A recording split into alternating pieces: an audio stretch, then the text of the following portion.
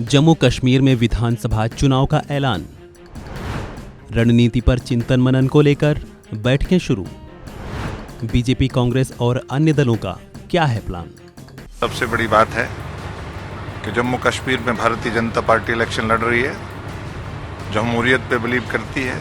हम पूरी तरह से इलेक्शन मोड में हैं, तो इलेक्शन ठीक प्रकार से हो और भारतीय जनता पार्टी सबसे बड़ी पार्टी बन करके आए, उसके लिए हमारी तैयारी। इलेक्शन कमीशन ने अचानक ये अनाउंस किया तो इमीडिएटली पार्टी को स्टेप लेने हैं, क्योंकि कैंडिडेट को का भी उन्होंने वर्कआउट करना है। जम्मू कश्मीर में विधानसभा चुनाव का ऐलान हो चुका है और पार्टियों ने इसको लेकर काम भी शुरू कर दिया है। जम्मू कश्मीर बीजेपी अध्यक्ष रविंदर रैना ने कहा है कि पार्टी जम्मू में अकेले चुनाव लड़ेगी और कश्मीर में निर्दलीय उम्मीदवारों का समर्थन कर सकती है। कांग्रेस, बीजेपी समेत स्थानीय दल अपनी अपनी बिसात बिछाने को लेकर रणनीति पर चिंतन मनन कर रहे हैं और बैठकों का दौर भी शुरू हो चुका है। इसी कड़ी में रविवार 18 अगस्त को बीजेपी की जम्मू में बैठक हुई। बैठक में केंद्रीय मंत्री और जम्मू कश्मीर भाजपा विधानसभा चुनाव प्रभारी Kishan Reddy, national general secretary Tarun Chugh और केंद्रीय मंत्री जितेंद्र सिंह ने हिस्सा लिया।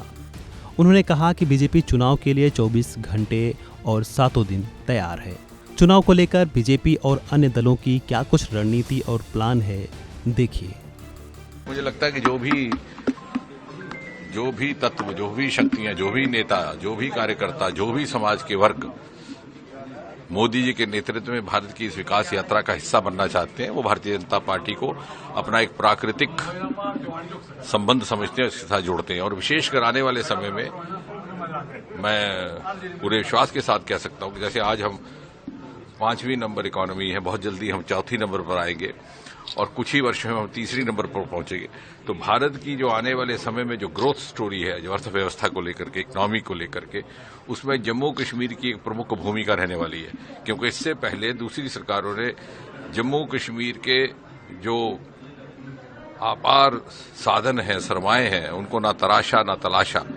ये रियासी में लिथियम की कान, ये किश्तवाड़ में नीलम की कान, ये भद्रवा में लहलहाते लेवेंडर के खेत, यही आने वाले समय में भारत की इकोनॉमिक ग्रोथ में एक प्रमुख भूमिका निभाने वाले हैं। और सन 2047 के विकसित भारत में जम्मू कश्मीर और अन्य हिमालयी राज्य जो भी हैं, चाहे वो हिमाचल प्रदेश या उत्तराखंड है, जिनको पूरी तरह से एक्सप्लोर नहीं किया गया, वो एक प्रमुख भूमिका निभाने वाले हैं। इलेक्शन कमीशन ऑफ इंडिया ने अनाउंसमेंट की है, क्या तैयारियां है यहाँ पे? अनाउंसमेंट हुए अब 2 दिन भी नहीं हुए, हमें थोड़ा सा टाइम दे दीजिए ना। अब हम अपनी तैयारी कर रहे हैं। 20 तारीख को नोटिफिकेशन जो है पहले फेज की जारी होगी। हम अपने उम्मीदवार जो हैं उसके बाद मैदान में उतारेंगे और कामयाबी की उम्मीद रखेंगे। क्या आप इस बार पार्टिसिपेट करेंगे इलेक्शन और कॉन्फिडेंस से? पहले इलेक्शन होने दीजिए, उसके बाद नहीं ना, ओवर कॉन्फिडेंस का एक नया ही मिसाल बीजेपी वालों ने कायम की। 400 पार किसने कहा? मैंने तो नहीं। 400 पार का नारा बीजेपी का था। फिर 370 की बात की, गाड़ी उनकी कहां जाके रुकी? 240 पे। ओवर कॉन्फिडेंस की बात बीजेपी ना ही करें तो बेहतर है। हमने तो सिर्फ ये कहा कि हम उम्मीद कर रहे हैं कि लोगों का सपोर्ट हमें हासिल होगा और हुकूमत करने का जो है हमें एक मौका मिलेगा। हम सीटों का नंबर नहीं गिन रहे हैं। बीजेपी ने तो हमेशा यहां नंबर गिना। मुझे आज भी 2014 का असेंबली का इलेक्शन याद है। 45 का उन्होंने उस वक्त आंकड़ा दिया था। पार्लियामेंट में 400 पार। ये बातें जो हैं बीजेपी की मुंह से शोभा नहीं देती। वो अपनी बात करें, हमें अपना करने दीजिए। भारतीय जनता पार्टी का पार्लियामेंट्री बोर्ड होता है। जम्मू कश्मीर में भी एक कमेटी बनी है इलेक्शन की, उसका मैं सदस्य हूँ। ये हमारे कार्यकर्ता तय करते हैं ग्राउंड से, मंडल अध्यक्ष।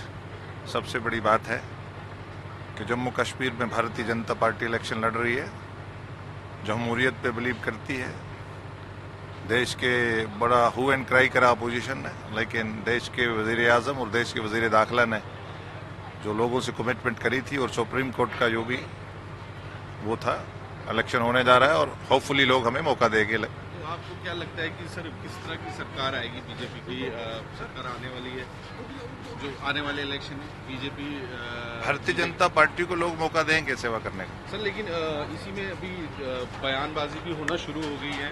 अभी उमर अब्दुल्ला ने कहा है कि हम पहले ही सत्र में हम 370 का बिल लेके आएंगे अगर हम वो जीतेंगे नेशनल कॉन्फ्रेंस ऑफ। लोगों ने तय करा है एब्रोगेशन का, लोग डिसाइड करते हैं। जैसा कि हम जानते हैं कि प्रोसेस शुरू हो चुका है, तो उसी संदर्भ में इस प्रकार की बैठकें अभी चलेंगी। आने वाले दिनों में जो first phase, second phase, third phase, इन सभी पर सिलेक्शन का सिलसिला भी चलेगा।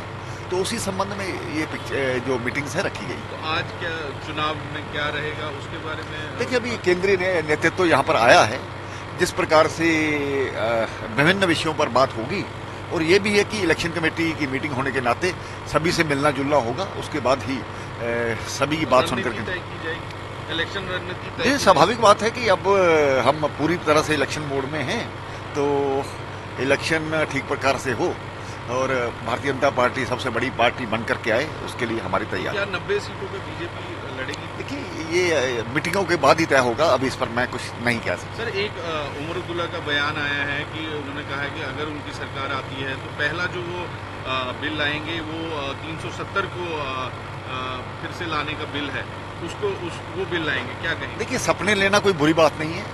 सपने पहले भी लेते रहे हैं, गुमराह करते रहे लोगों को, ये हो जाएगा वो हो जाएगा। धारा 370 टूटने के बाद हुआ तो कुछ नहीं, लेकिन ये कश्मीर में जो इस प्रकार की इनकी दुकानदारी थी 370 को लेकर के, लोगों ने उसको नकार दिया है। तभी तो इनको हराया है दोनों जो पार्टियां हैं, दोनों चीफ मिनिस्टर रहे। तो आगे भी यही होने वाला है। क्या वो बिल ला सकते हैं? देखिए, ऐसा कुछ नहीं है। ये संसद में पास हो चुका है, इस पर कानून संसद ही बनाता है। संसद ने ही पहले लागू किया था, संसद द्वारा इसको हटाया गया। हमारी भारतीय जनता पार्टी हमेशा इलेक्शन के लिए तैयार रहती है, बट जब इलेक्शन कमीशन ने अचानक ये अनाउंस किया तो इमीडिएटली पार्टी को स्टेप लेने हैं, क्योंकि कैंडिडेट को का भी उन्होंने वर्कआउट करना है, कहाँ से क्या है थोड़ा है। तो उसके लिए जो भी हमारी इलेक्शन कमेटी बनी है, उसके मेंबर हैं या और जो कंसर्न और लीडर हैं पार्टी के, वो दिल्ली से वो आ रहे हैं। और इमीडिएटली 2-4 दिन में तो बड़ा हेक्टिक रहेगा, बिकॉज ऑफ द फैक्ट कि इलेक्शन जो है वो जिस ढंग से इमीडिएटली अनाउंस हुए ना, तो इतना एक्सपेक्टेड नहीं था कि इतने जल्दी होंगे। तो उस चीज़ को कोप अप करने के लिए ये है कि सब नेता लोगों को आना पड़ेगा, ताकि वो लिस्ट जो है कैंडिडेट्स की वो फाइनल कर सकें। सर, अभी जुल्फिकार चौधरी जो है वो भी ज्वाइन कर रहे हैं। किस तरह आपको देखते हैं? आप भी उसी एरिया से हैं, क्या कहेंगे? एक बूस्ट मिलेगा? देखिए वो अपने एरिया के हमेशा एमएलए भी रहे हैं, मंत्री भी रहे हैं, तो उनका इम्पैक्ट तो है अपने एरिया में। तो मुझे लगता है उससे अच्छा रहेगा, उससे फायदा रहेगा हमारी पार्टी को। आपको लगता है कि जो जुल्फिकार चौधरी आए हैं तो उससे फायदा होगा? हाँ, श्योर, जरूर फायदा।